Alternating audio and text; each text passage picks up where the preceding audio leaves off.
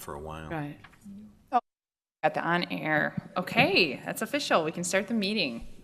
So, 2 action items as per usual, approving the order of the agenda. So approved. Second. Discussion. All in favor? Aye. All right. Any opposed? Nope.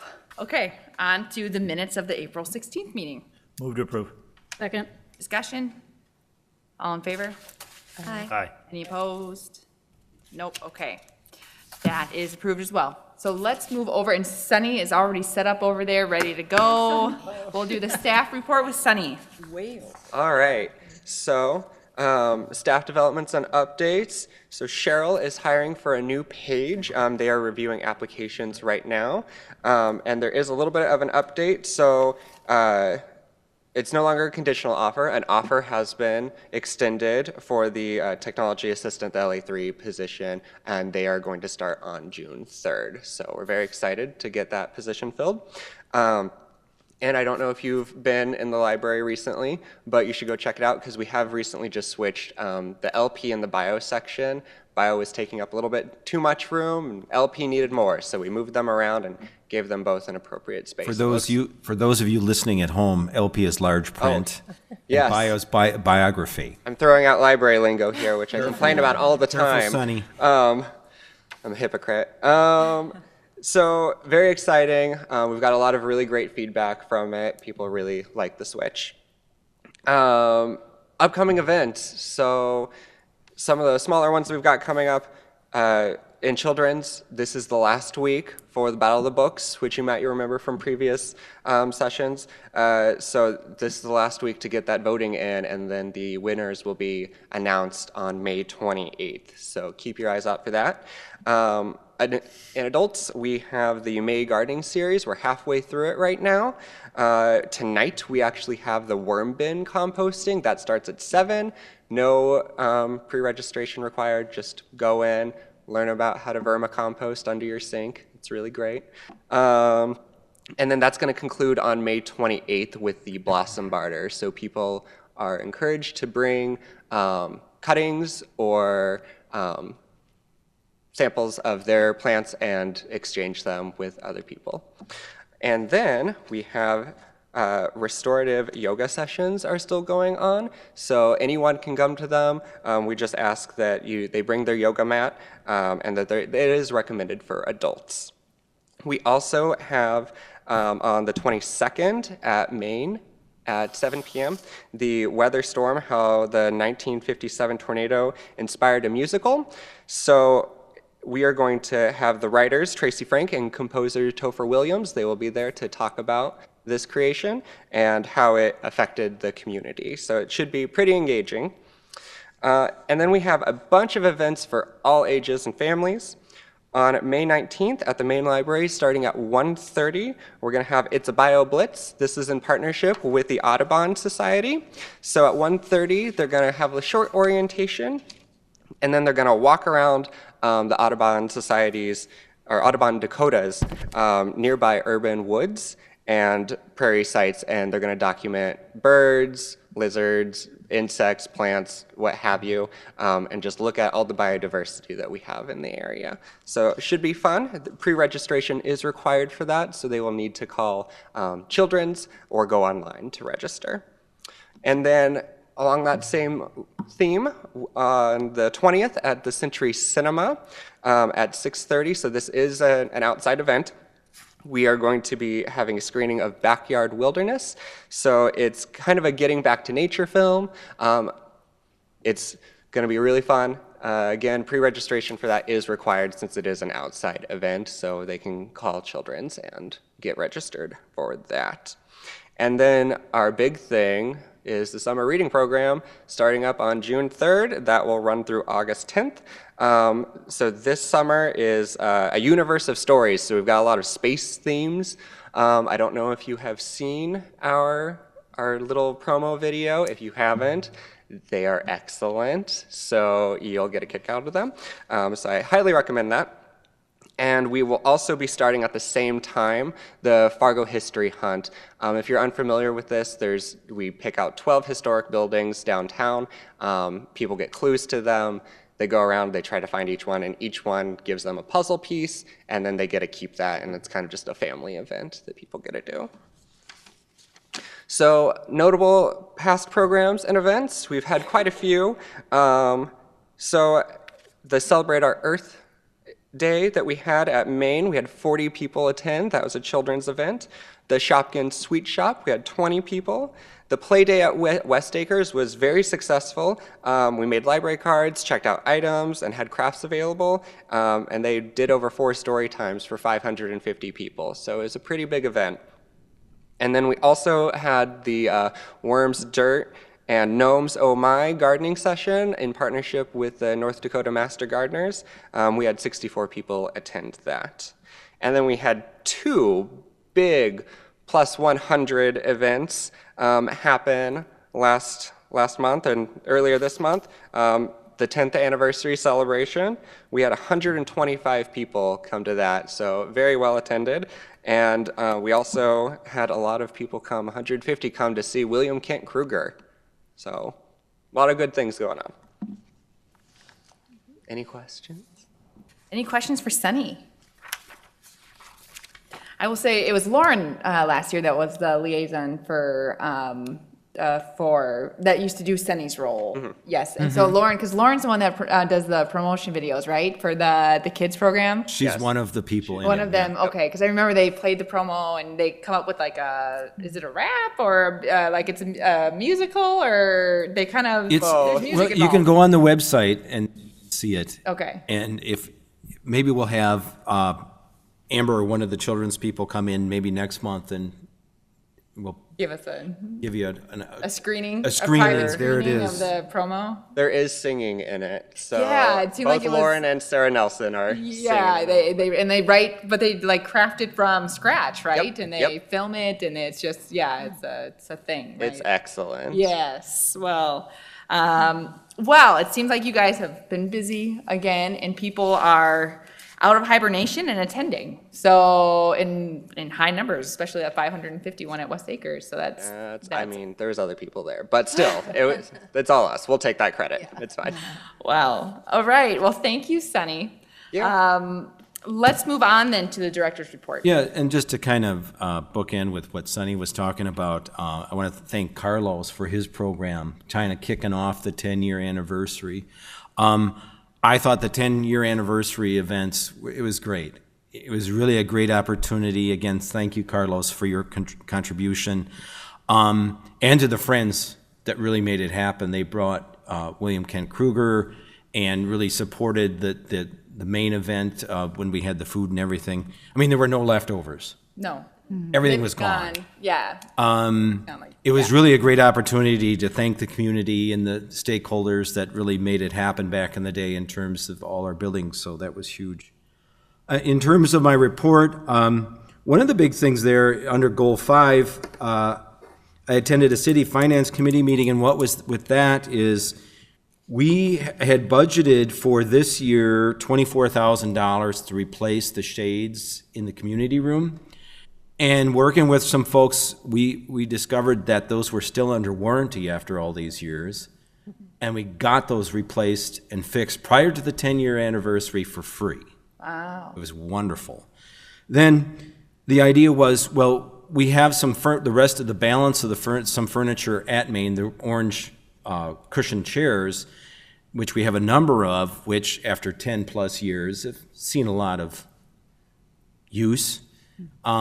And some of them have their arms are broken, and to utilize that money to get them reupholstered and the ones that are damaged fixed. And the city finance thought that was a great idea because it's far more economical to reupholster than it is to buy brand new. So that was kind of a surreptitious thing leading into the 10-year and kind of looking at the future of our capital money for this year. The other thing, just kind of unusual, kind of not directly related to us, but may spurn some more activity around us, is if you see under I guess there's a pilot for food trucks down at the southernmost portion of the remainder of the civic lot out there for this summer. I think it'd be essentially 1 day a week between 1 and 5 or something like that. Again, the city's not entirely sure how many trucks are going to show up, but it adds to, we'll see what happens. And so that's an interesting thing around us. The other thing, and there's no hard date or time, but there's a lot of discussion in terms of the whole Civic Plaza area around the library, the new City Hall, and what's the remainder of the Civic Center. And one of the first things first is the art piece Sodbuster being re-established within this area as part of that. I don't have any hard dates or times or where exactly they have some ideas, but that's kind of like the beginning of pulling the strings of the sweater of, doing the whole civic lot. So that's just kind of an FYI out there as well. Okay, any questions for Tim so far? Nope, all right. Let's All continue right. onward. Looking at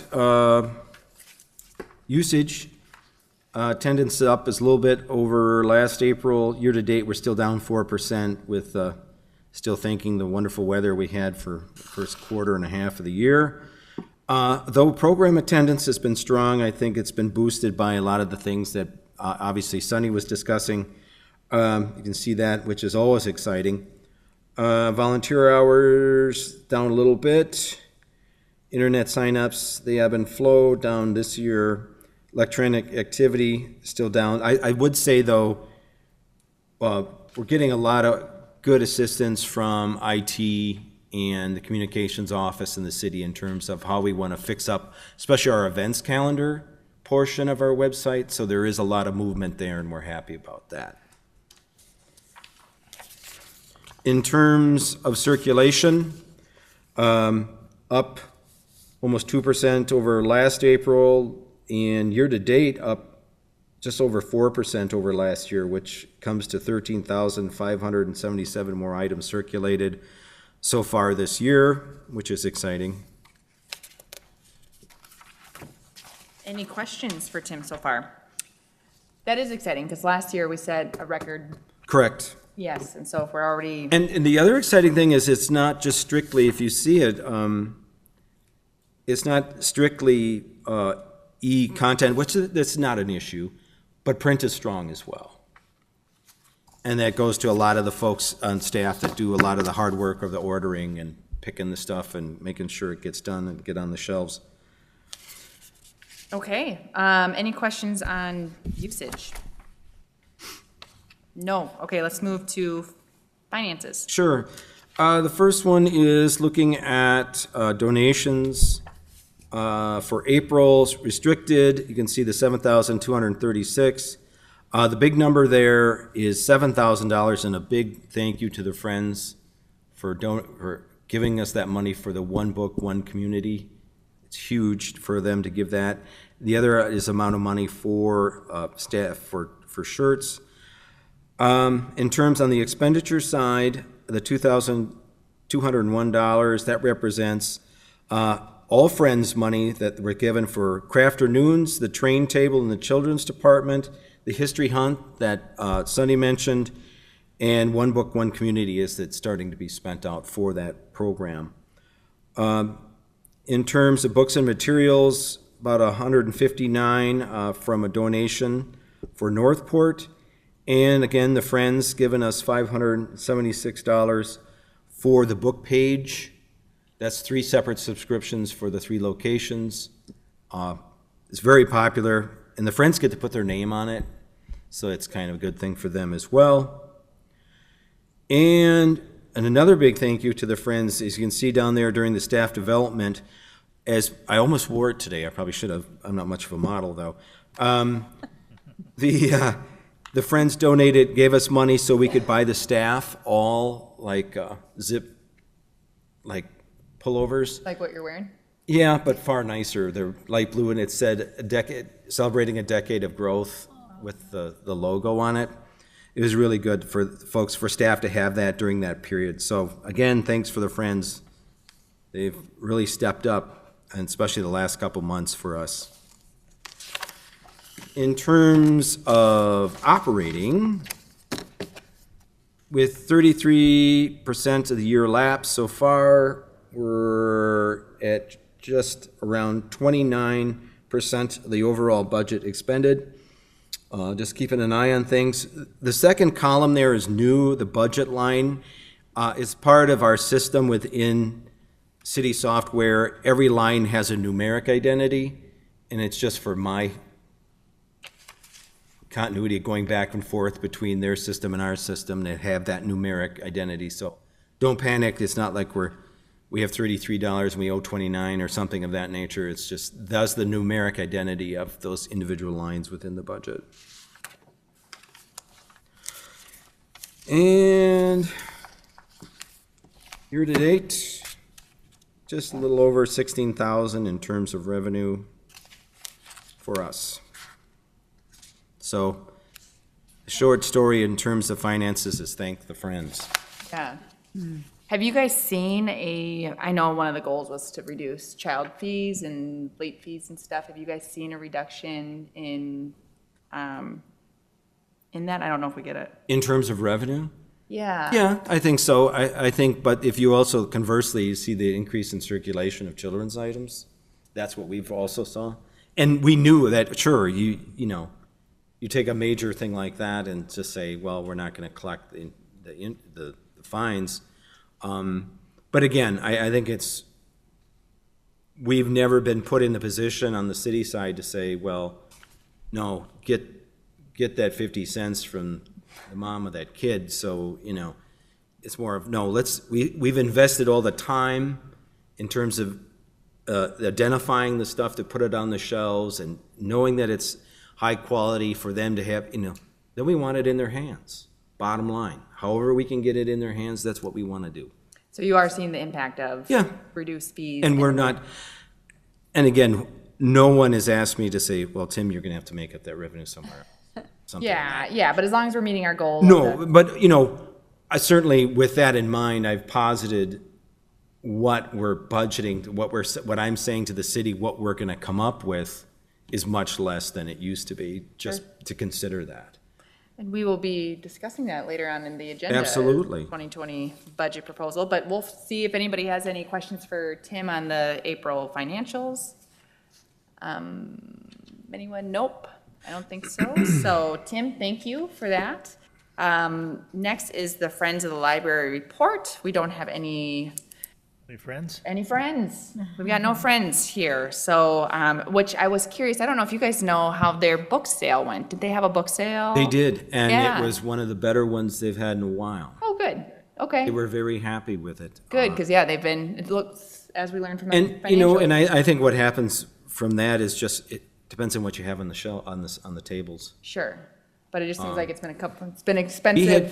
had, this is a first, the TV came and did a quick bit on the Friends book sale, and they described it as a sale by the Fargo Public Library to celebrate the 10-year anniversary of the main library, and I'm like, well, they kind of mashed it up, but it's all positive news, you know, so Yeah, that's yeah. fine. They didn't mention the Friends or anything, but that's fine. Well, Don't have to check back anymore. so if you're listening news, Ask a few more questions. yeah, well, good. The sale went well. And It did. It seemed like it was an expensive month for the Friends, so hopefully they We're holding back on our requests. your request for a little bit. Let that pocketbook rebuild itself. That's a little right. bit. Yeah. Okay. So then we'll move on to unfinished business, which we don't have any. So now we'll segue into the new business, which is the 2020 budget proposal, which is an action item. Right, I always break it out by the different portions of the budget, certainly based on my 11 years or so of asking and having budget proposals to the city. The first big one always one of the most important aspects of any budget is staffing requests. For there you see a full-time reference associate, LA3, and really what this position, would be a brand-new position, an additional position, what this is, and you can see per the narrative there, is we have kind of a legacy staffing situation at our reference points, and it's really based on in the day where reference work was really specifically high-level reference questions and this kind of thing. Now, it's a different world today, obviously, and what we have is there's some reference, but the vast majority of it is tech assistance, which is not, it's all customer service. Conversely, we also, through our strategic planning process, we really identified how the community really wants us out in the community. And you can hear a lot of that in terms of Sunny's report, being at the mall and this kind of thing. Obviously, it would seem important to me that we would have our senior professional library staff partaking in that aspects of getting out into the community. But at the same time, we still need the physical coverage and the staffing coverage at these points. Because at certain times, if there's a certain level of illness or vacations that kind of cross up each other, I have I have various levels of senior management covering the reference desk, which is not necessarily wrong. But I think given the level of training and who they are, they should be out in the community. But we need people that will be able to cover the desk to cover that. So it's a matter of reallocating our staff resources towards the need the community wants us and still provide the coverage and customer service and controlling the environment as well. For a while there, we thought that we could single staff at Main upstairs at the reference. That's not the case. So this is really trying to get our allocation of staff and to move beyond, as things change, that we're moving and we're changing with that, so we can have an efficient allocation of folks. The other position is currently we have a part-time technology assistant LA3, and we need that to go to full-time just on and you can see all the different technology that we have, e-content, all that kind of good stuff, just to make sure. And again, it's a huge customer service situation. I'm not saying that we're in a dire straits, but we need that kind of coverage, that we're staying ahead of the curve and how we're providing these technologies to the community. In terms of general operating, what you see there on the second page is the divisions, the 70-10, 70-12, and 70-16, that represents, 70-10 represents the main library budget, 70-12 represents the Dr. James Carlson library budget, and 70-16 represents the Northport branch budget. What you see here is just additions to the lines based on need and goal identification. In terms of the seasonal non-benefited positions, those are essentially the pages. Right now, the hourly based on our current amount in that line is $10 an hour, where in the city of Fargo, the average part-time job hourly rate is like $12.50. I would at least want to get that to $12. Because if, at those positions, turnover can be significant, and it isn't only the idea that the books aren't going back on the shelves, but also the efforts that take in terms of the hiring process of, the managers of said staff, and that's time consuming. And that's hours, that's opportunity cost, that's the cost of them being at work and working constantly to replace pages. So that was the thought process there, just again, trying to keep us within, we know that we can't be on the far end of that because it's just not possible, but we got to stay close or it's just going to cost us in other ways, essentially.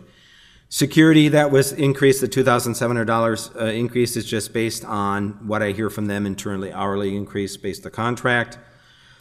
Computer equipment repair, we're going up, and that's, the name of the title of the line is kind of misleading. It's more of technology and software, hardware that we look to have. And again, and as you hear every month, again, what we got going on, there's any number of events and projects and stuff that we're working on. And one thing that we've identified that would be really helpful is to have a project management software available to all departments, staff teams, whatnot, so we can really have a cohesive approach to this. Marketing is huge. With the increase of programming, with the increase of the avenues for PR, again, that number, the 15,000 that I've identified there for the increase, that represents what is already accounted for on January 1 that we have to set aside for all the known things that we're going to do in terms of PR. So this, out of that $27,000 that you see, on January 1, 15,000 of that is already accounted for. And again, we have not had an increase in the marketing budget since 14, I think. It's important. General supplies, that's just based on activity. Programming materials, again, we now have Pam's group, the outreach, doing programming at the sites, which is wonderful. We also have a group of staff, and going back to the strategic plan of us getting out in the community, we have community engagement programming. We want to make sure that that's funded to it can grow, because it's exciting that we can do that. So that represents that. In terms of books and periodicals, looking at 39.5, an increase there. That represents like a 4% increase in terms of print, but then the vast majority of that's going to electronic, knowing that we've not reached, based on the level of usage, we still need to grow the collections to, we have ways to grow them. And again, it's trying to get and stay ahead of the, or get to the curve, essentially. In terms of Carlson, again, the part-time non-benefited, again, that's trying to get the 12 hours, $12 an hour rate, security per the contract. And for Northport, it's just keeping up on our CAM charges as part of our rent for the rental of the space up there. And keeping in line with those costs. So based on that analysis, looking at an ask in terms of operating budget of $88,909, and that's the reasons and thoughts behind that. Should we open it up to questions at this Sure, point? whenever folks have questions. Okay, well, I know there's more that we're gonna be covering, but at this point, do folks have questions about what Tim has discussed so far? Yeah. Go. Thank you, Rachel. More a comment, I guess. You said the city has an average of 12.50? Not this, in other words, there's part-time jobs out in the public sector. And it's, I went online, I just checked it out, and it's around $12.50 or $12.75 starting. So I'm trying to get on the low end of the $12.50, $12.75 to like 15 something or beyond. So the numbers in here are a $12? Correct. Well, it seems as though if we're aiming for $12.50, I think it should be $12.50. Perhaps. We want good people doing our incredible work, so I guess I'd be supportive of you looking at that and increasing it if you think you can balance other needs and... I think it's been my experience with these discussions like that, it's very incremental on the city side. To be honest, we haven't, there's been turnover, but it hasn't been as bad as it used to be. So it isn't like we're in such bad shape. But this keeps us closer. Are all part-time employees at the same level, or are there categories? Oh, there's categories. Okay, so that, No, these are for pages. In other words, essentially folks, really folks coming in and just shelving, essentially. beginning. Yeah. Well, I do think our minimum needs to be not below the minimum, but at the minimum. So I guess I'd encourage you to examine that. And the other comment I had was the marketing line item. It seems to me that we, a year ago, requested quite a substantial bump up to meet some of the goals that we had. Right. And we were denied that. Correct. So is that 15 going to just kind of keep us on a par, or are you thinking that that is a bump up for us? What that does, again, last year for the 2019 budget, I asked for 14. 14 additional. And again, the matrices, again, is the idea to say, it is a bump up if we can cover the January 1 costs that we know. And then we have a growth of additional 15,000 essentially beyond that. So knowing that how these conversations go with the budget team, I don't want it to get lost. I want it to be very salient in saying, we know, and we're being asked by the public, they want to know what we're doing. And then what is the matrices that is closest to what we are doing to make that, in my mind? So it's like, okay, if we know, let's make good on the 15 that we have to lay out on January, that we have to account for, essentially encumber on January 1, and use the rest of the budget as a growth to identify new and better ways to PR. Does that answer your question? I think I'm satisfied, thank you. Can you In speak, other words, I don't want to get too far ahead of, these are known costs. These are known things that we know we have to do. And that, again, it's almost it's more than, increasing it by a half, more than a half. So yes, it is a bump up. Well, I think the message maybe from the staff and the board here is we do need dollars for marketing. We do, and we have a strategic plan to make that happen. And so I'm just worried about the potential and looming cut. I hope you can make a strong case that Yeah. indeed we do need yeah. that this year particularly. Absolutely. Good, thank you. Tim, can you speak to, in general, you referenced your experience with having these conversations. Can you speak to, on average, maybe how much we request versus how much we actually, I think much cutting it varies to year based on the environment, essentially. I would say last year it was very, I think, let me preface this by saying in all the places I've ever worked, the Fargo Public Library is very well supported. I must say that. I think that's important to lay out there. I don't want to sell anybody short in terms of their support on the city side. I think every year, again, it really drives depending on how the environment is in terms of, the big picture. I would say that the indications in the discussion so far seem favorable.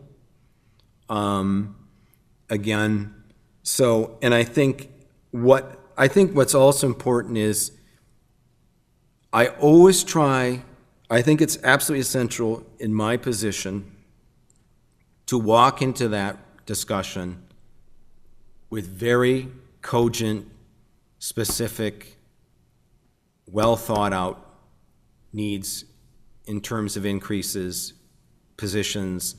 And so I put that on, obviously that's on me to walk in with those things. Now, obviously they have to make decisions. They're weighing, measuring competing goods in their mind, and that's their position. That's what they have to deal with. So I think I think it's important to us as as a department of the city to walk in there, and OSB is absolutely as straightforward, clear, and salient to the needs of the organization, and, answer whatever questions they have. So, and again, that, in terms of what we get, it's always depending on how the overall state revenue and how the city revenues and how are things, how's the economy and those kinds of things, which are obviously out of our control as a city department. But we always try and walk in there with the best, tightest discussion and reasons for what we're looking for. I noticed that 3 of these items are based on strategic plan goals. And do they find that persuasive? I think so. I'm going to give them a copy of the strategic plan. It's part of the packet here. And we'll certainly touch on that as part of that discussion. Okay. This is only part of the budget discussion. Are there any other questions before we move on to the rest of it? No, okay. Sure. The other big one is capital purchases, and they're always larger one-time purchases. The big one there is the lighting upgrade for Main and Carlson. We've been talking about this for a while, and this is really refitting the lights at Main in the Dr. James Carlson Library with efficient LED lighting, not the fixtures, but just The bulbs. kitting them out to accept that. Right now, they're extremely expensive in terms of, obviously, operation. Maintenance is expensive. They're over 10 years old. To swap out a ballast, you need an electrician. And you can, if you've ever been to Maine, obviously you all have, the sheer number of lights that you see there, that can get expensive. And the big thing is, within 6 years, the cost would be recouped based on the savings. The other thing is that we're looking for is monies for credit card payment technology for public printing. It's just happening more and more. People use their cards as opposed to carrying around a pocket full of dimes. And the last one, which is $10,000 for security stands, we get obviously new PCs for public internet use, and the stands are basically a device that goes on the back of them to protect the cords, and so people aren't walking off with mice and whatnot. And for the sheer number of stations we have, it starts to add up. So that's what we're looking for capital for 2020.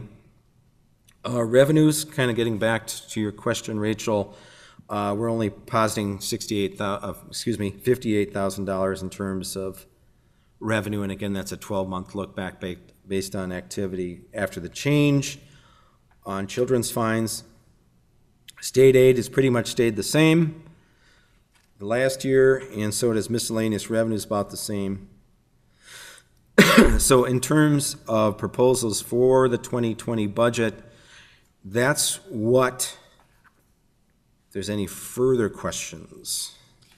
I've got a question and a comment. The comment is that the lighting upgrade seems like a no-brainer.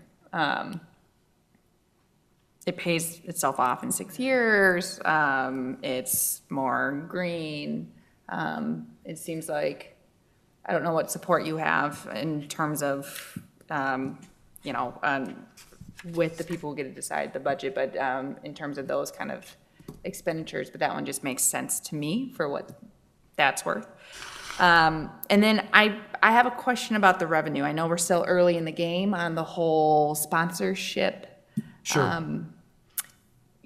goal that we have to kind of spread our wings on that, but how do you foresee that playing a role in let's assume it takes off.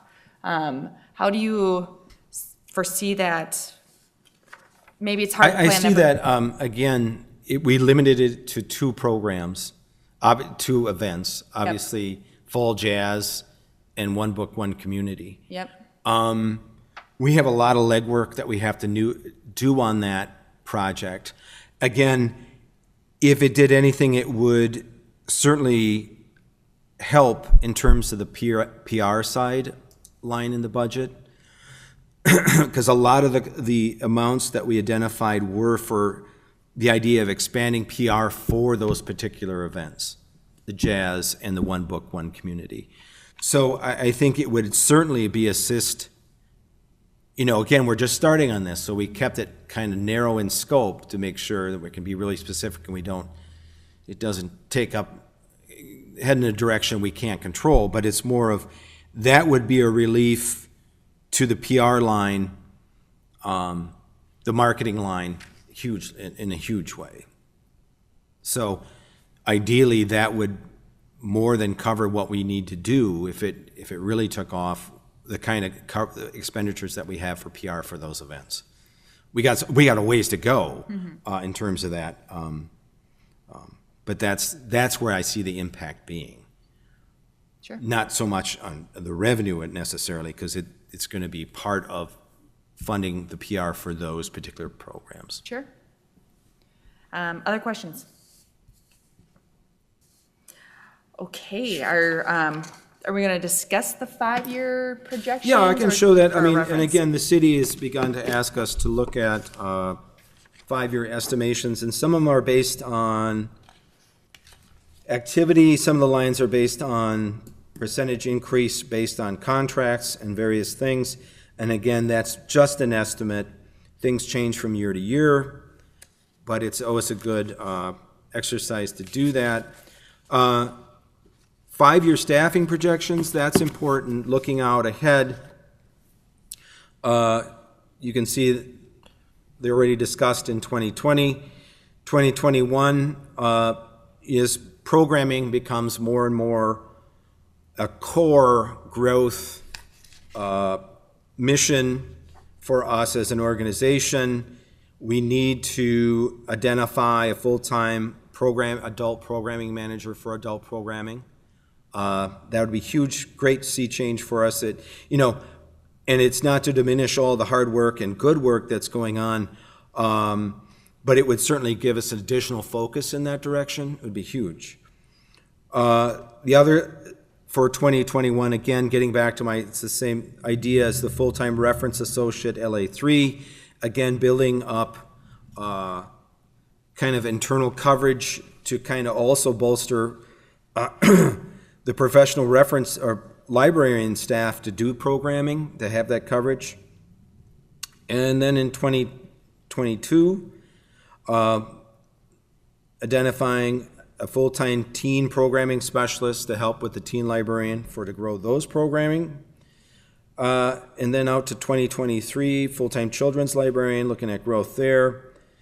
And 2024, estimating another full-time librarian, just general librarian to cover.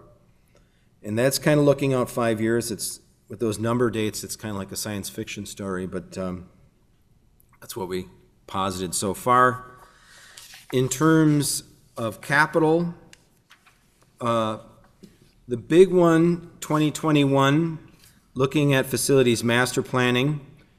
Our current facilities master plan is from 2004.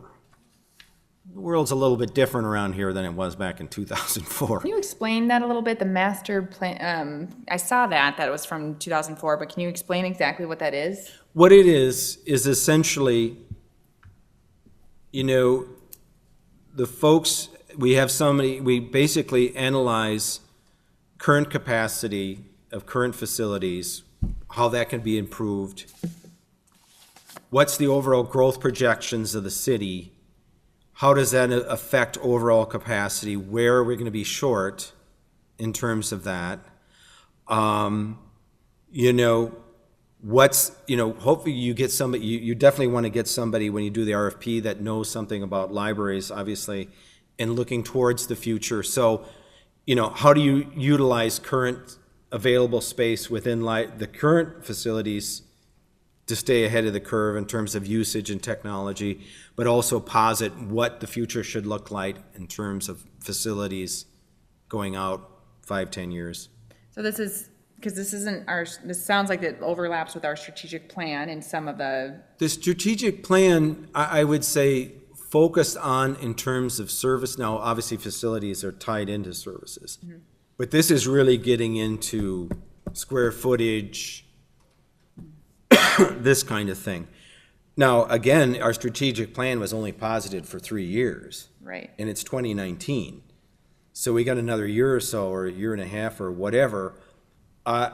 This really digs into bricks and mortar and what we have, what is the capacity with the growth of the city, where should we be? And the last one was done in 15 years ago, in 2004. Correct.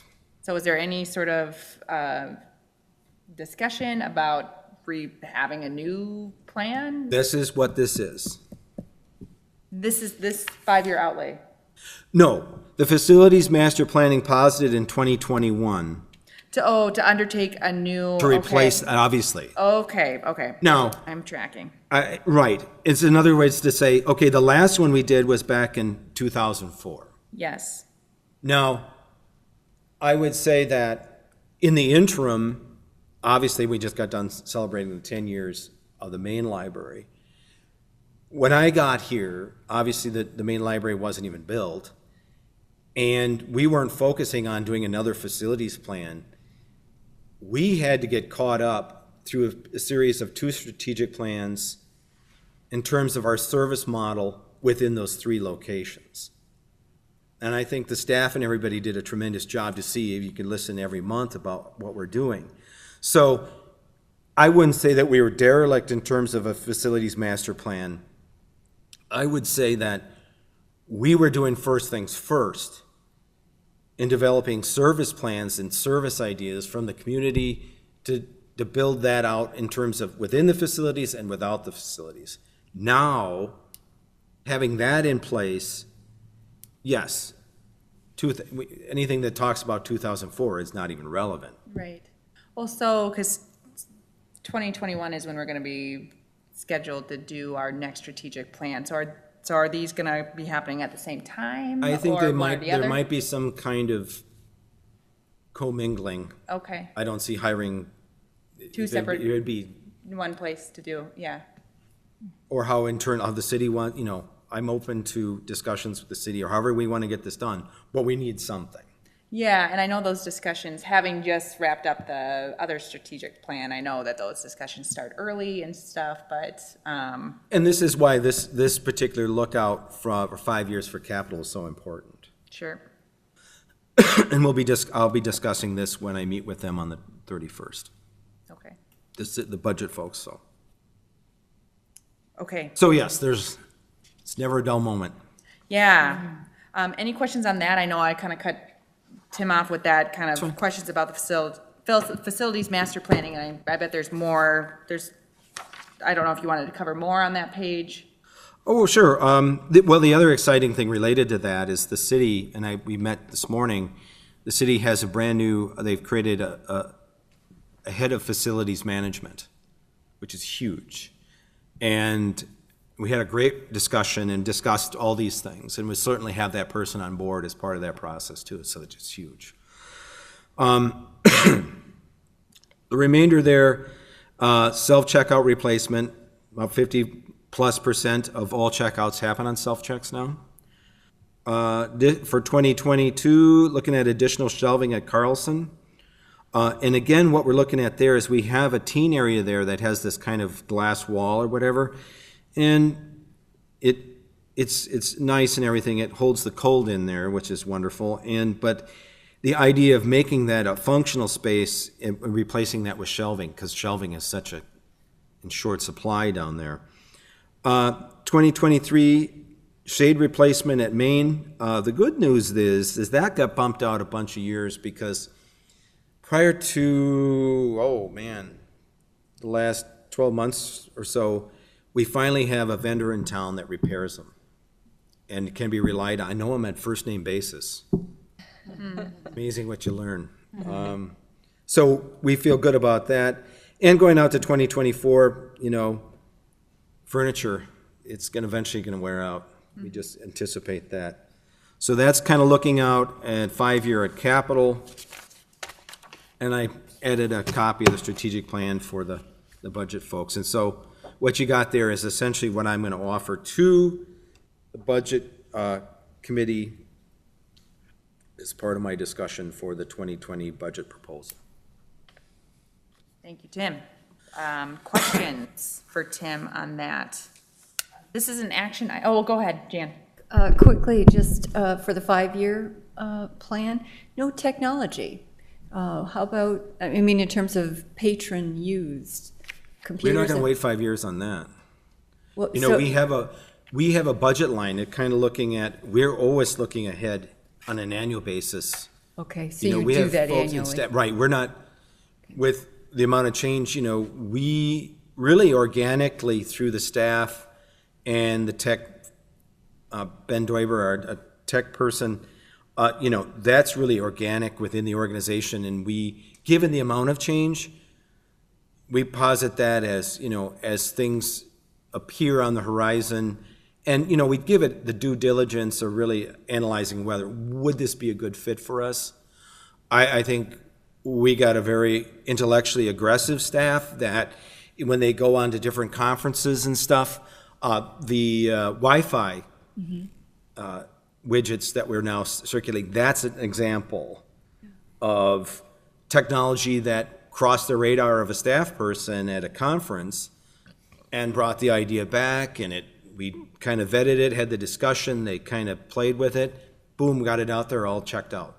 So that's kind of a ongoing process within the organization. So we don't have to make these like long, laborious, you know, large purchase kind of outline. And we can find it within 6, 8 months, 12 months, whatever, as we go through the course of people just absorbing what's going on out in the library world. Great. Thank you. When are you anticipating proposing this to? The 31st is of the May, date, right? the schedule that I'm going to be discussing with the budget team. Okay. Do they give you an immediate answer, or? No. No, okay, so when will you be able to report back? It doesn't, I think the final budget gets nailed down in October. Okay. So do we need a motion? We do, but I have one question for Betsy on, so Jan had brought up about the 50-cent increase to the budget. Is that something that we have to formally like discuss as a group to add to this, or how does that interplay with our vote here? Yes, so if you want to make a change to Tim's ask, you would say, I want to approve this with this change. Someone would second it, move forward that way. But you have to include that. I want to make a change. This is the change I want, or however, or approve it as is. Okay, well,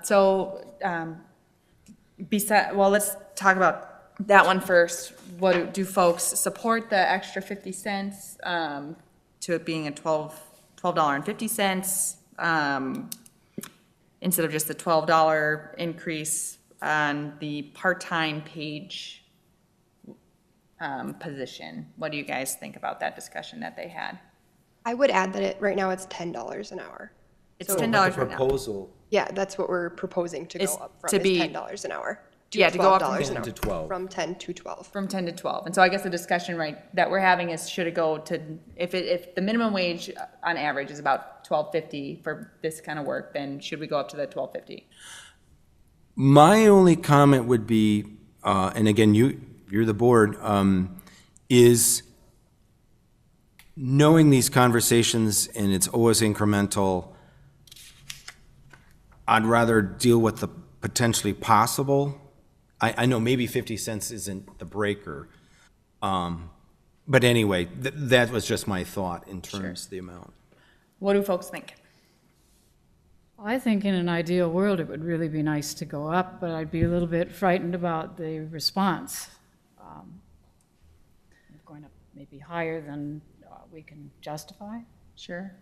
I feel like it's justified if you're seeing on average that it's that extra 50 cents. And we certainly want to recruit the best and limit turnover. So I guess I would be in support of the 50 cents as well, but I certainly understand the points of like, I don't know if it's a situation where if we ask too much, they say no all entirely, or they say, well, 1250 is too much, maybe we'll do 12. And It there's a would be cover- all, or, I would anticipate. An all or nothing type thing. That's, I mean, there would, with the kind of numbers and all the different departments that they have to, have the discussions.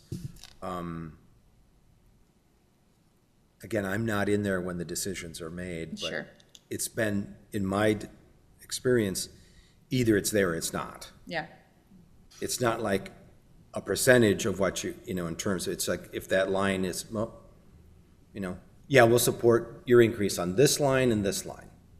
We don't see the justification, or our thoughts are greater picture that this isn't what we're looking for, what have you. sure.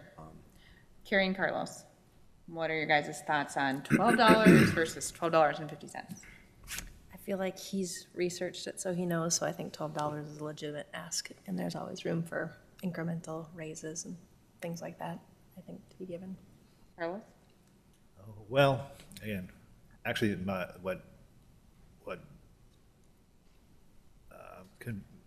what I find persuasive is that this is coming up from $10, right? Going up from 10 to 12. That's a pretty good jump, and it was a 10 to 12.50. I don't know if that's the breaking point, or I guess I'm trusting Tim's gut. Okay, so that would be 3-2 on ours, with 3 staying in favor of the $12. So do we need to, that ends that, am I correct in that, Betsy? Someone needs to make a. Well, we need a motion to approve the whole thing. You're but just we having a don't- discussion at this point. and then- Yeah, is there any other, Is there any Parts other of the- change? any other things to change, to discuss before we make a motion to approve the budget proposal? Then move to approve as is. Okay, Second. discussion. All in favor? Aye. Any opposed? Aye. Okay, well, it passes, so, there we go. We have the 2020 budget proposal passed, and I'm certain we'll hear more about it in the meetings to come. Okay, next we have public comment, and we have Sunny and Betsy and nobody else in the public. One meeting, I'm sure we'll have somebody come in and fill that placeholder there. Okay, the next regular meeting is June 18th, and we are adjourned.